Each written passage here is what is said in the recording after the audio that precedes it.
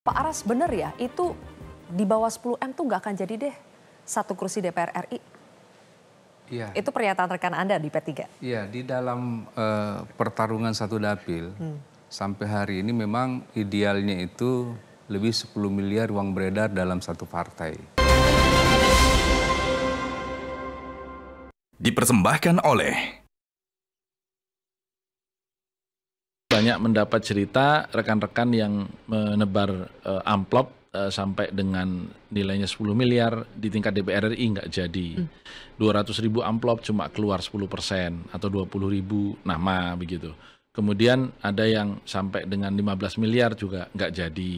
Jangan ngomong kalau yang di bawah 10 miliar, itu mah udah lewat kapan-kapan. Kemarin kita dengar cerita dari politikus senior Golkar itu 30 M. Nah, untungnya jadi. Nah, apalagi ada yang sampai 50, konon malah 80 M di Dapil Sulawesi Selatan.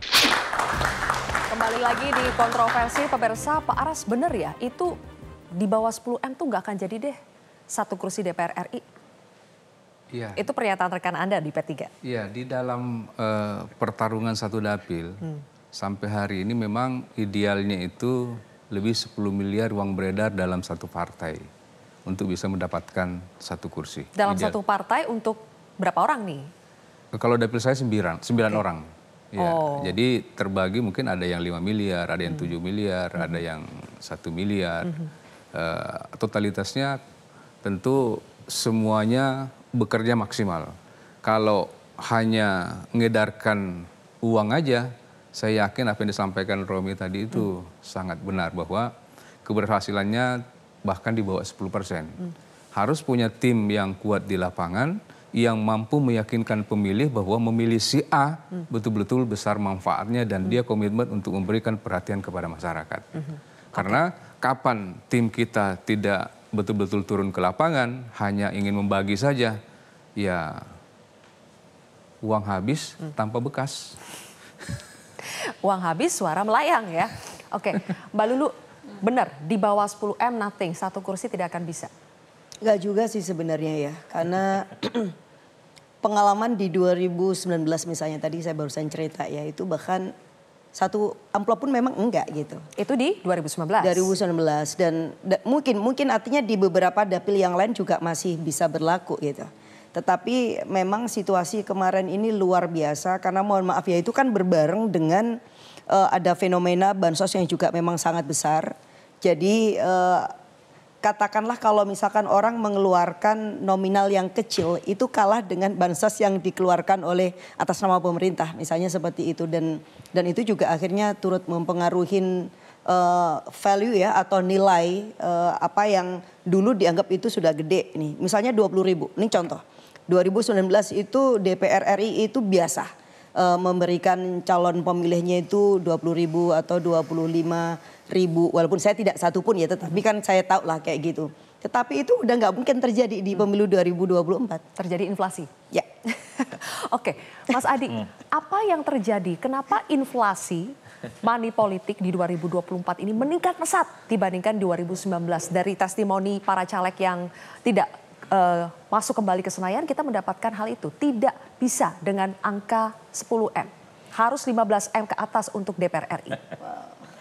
Jadi secara prinsip kalau kita meyakini bahwa politik uang itu adalah instrumen yang bisa memenangkan seorang dalam pileg, itu perlu diuji sebenarnya. Kalau itu diasumsikan naik di 2024 dibandingkan 2019, ini kalau kita menggunakan teori pendekatan ekonomi, barang itu kan setiap tahun dia akan bertingkat. Dulu masyarakat kita permisif akan menerima politik uang 50.000, 2024 akan naik 100.000. Itu sesuai dengan kebutuhan mereka yang kemudian menurut saya dikapitalisasi oleh para pemilih. Yang kedua, kenapa saya ngomong politik uang itu harus diuji tentang efektivitasnya. Ada kawan saya seorang caleg yang menurut saya duitnya nggak banyak-banyak amat, hanya menjual dia adalah sebagai salah satu jubir capres tertentu dan dia menang. Sebut saja Ahmad Khalid. Dia dapil Depok Bekasi, saya tanya berapa uang yang dihabiskan, nggak banyak. Dia hanya mengamplifikasi sebagai jubirnya Anies dan dia menang. Sulit bagi saya untuk membandingkan dengan ada caleg lain di tempat yang saya kira disebut sebagai dapil neraka jahanam. Sudah umrohkan 500 orang, sudah memberikan sapi limosin ratusan dan dia tidak terpilih. Ini yang kemudian saya sulit untuk membayangkan bahwa uang itu bisa dijadikan sebagai instrumen untuk memenangkan satu pertandingan. Ada menteri yang saat ini sedang petahana, mencalonkan diri dari segi logistik kuat, jejaring kuat, penetrasi politiknya juga kuat, tidak terpilih. Begitu juga petahana-petahana yang lain yang saya kira jumlahnya puluhan di semua partai tidak sukses. Apakah mereka kalah logistik? Apakah mereka itu kalah networking? Apakah mereka kalah resource? Enggak juga. Yang ingin saya jelaskan adalah ada dua teori kalau bicara tentang politik uang, soal efektivitas dalam kerja politiknya. Satu, kalau kita sebagai petarung politik caleg, sebut saja begitu, apakah uang yang kita miliki itu kan teorinya satu, apakah akan diberikan kepada orang yang selama ini sudah istiqomah tegak politik akan memilih kita, atau akan diberikan kepada mereka yang swing dan belum menentukan pilihan politiknya. Kan itu belum diuji. Secara umum orang menganggap politik uang itu hanya akan diberikan kepada mereka yang belum memutuskan politik. Dengan harapan dia akan memilih caleg. Ternyata di sejumlah dapil itu juga tidak efektif. Karena itu justru akan menghilangkan uang, seberapa banyak uangnya, karena itu dianggap sia-sia. Orang yang memang tidak bisa digerakkan oleh uang, dia tidak dipaksa oleh apapun judulnya termasuk uang. Oleh karena itu politik uang seringkali diberikan kepada inner circle, networking, jejaring, tim sukses dan relawannya, dengan harapan bahwa yang selama ini sudah menentukan pilihan politik caleg, dia mau datang ke TPS. Mbak Sylvia, orang yang selama ini dekat dengan kita, itu nggak ada jaminan kok datang ke TPS dan dia akan memilih kita. Itu yang kemudian membuat kenapa dalam teorinya bukan hanya di Indonesia, politik uang itu diuji. Apakah dia diberikan kepada orang terdekat kita atau diberikan kepada kelompok yang belum menentukan pilihan. Nah yang terakhir yang ingin saya katakan adalah bahwa politik uang memang kalau kita membaca survei-survei ini yang kan menerima cuma sekitar 35%. Dan selebihnya itu mereka tidak terlampau terpengaruh sebenarnya dalam konteks bagaimana mempertaruhkan segala hal yang terkait dengan kekuatan politik uang. Oleh karena itu kalau saya membaca rata-rata secara umum, politik uang itu sebenarnya ibarat jeruk makan jeruk, teman makan teman.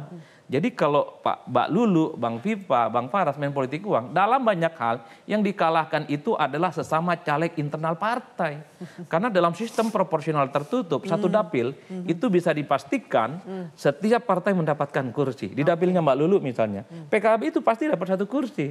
Pertanyaannya adalah siapa yang dapat? Apakah Mbak Lulu atau yang lain? Di dapilnya Bang Viva misalnya, yang bisa dipastikan ada satu caleg dari PAN yang dapat, pasti. Tapi pertanyaan apakah Bang Viva atau yang lain yang mendapatkan itu. Begitupun dengan yang lain. Oleh karena itu ketika ada caleg yang ngaku ada 20M, 30M yang spending money, secara tidak langsung dia itu memakan temannya sendiri. Perang saudara terjadi. Perang saudara, jeruk makan jeruk, teman dan makan teman. Ini yang sebenarnya harus diingat, beda dengan Pilpres. Politik uang, politik bansos itu memakan lawan. Kalau 02 dipersepsikan sebagai sosok yang katanya politisi bansos, maka yang dirugikan itu 1 dan 3, bukan yang lain. Baik, oke, Mas Hensat, kita berbicara kaitan antara Pileg dengan Pilpres. Sekarang ingin mengaitkan apakah sebetulnya faktor petahana ini sulit untuk kembali maju atau kembali masuk ke Senayan itu, apakah karena tidak ada kotel efek dari Pilpresnya? Pileg ini pemilu serentak yang berbarengan membuat Pileg itu caleg-caleg bekerja sendirian dan tidak terbantu dengan kotel efek dari Pilpresnya. Ya memang kalau kotel efek itu harus dikaji lagi ya, apakah dalam Pilpres kali ini memang berlaku. Karena ada beberapa daerah yang memang kotel efek itu berlaku dan semakin kuat, tapi juga ada yang membuat kocar-kacir gitu.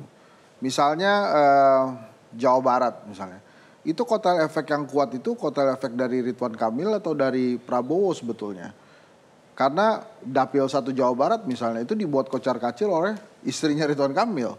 Karena dari beberapa petahana termasuk di Golkar sendiri pun hampir saja kacau balau dengan kehadiran Ibu Ridwan Kamil itu di Dapil 1 Jawa Barat, padahal waktu itu posisinya nomor 4. Jadi kotel efek ini menurut saya bukan hanya perlu dikaji, tapi jangan-jangan memang sudah menghilang berdasarkan ketokohan-ketokohan yang ada gitu.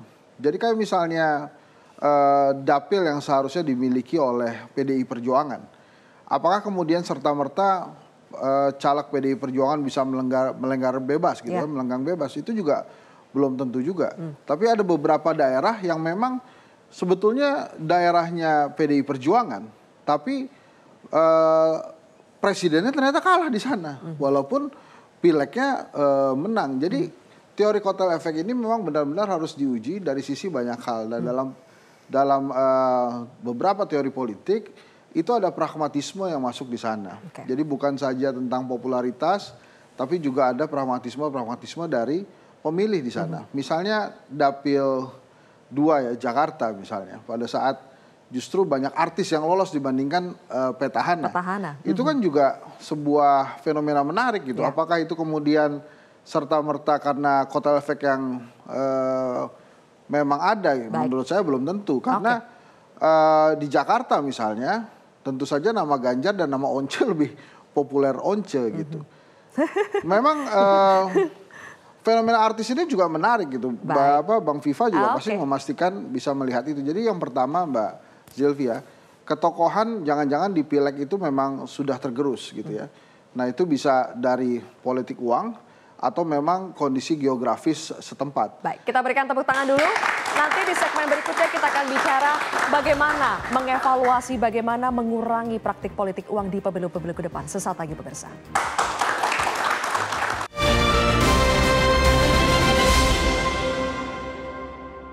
Dipersembahkan oleh Jelajahi cara baru mendapatkan informasi. Download Metro TV Extend sekarang.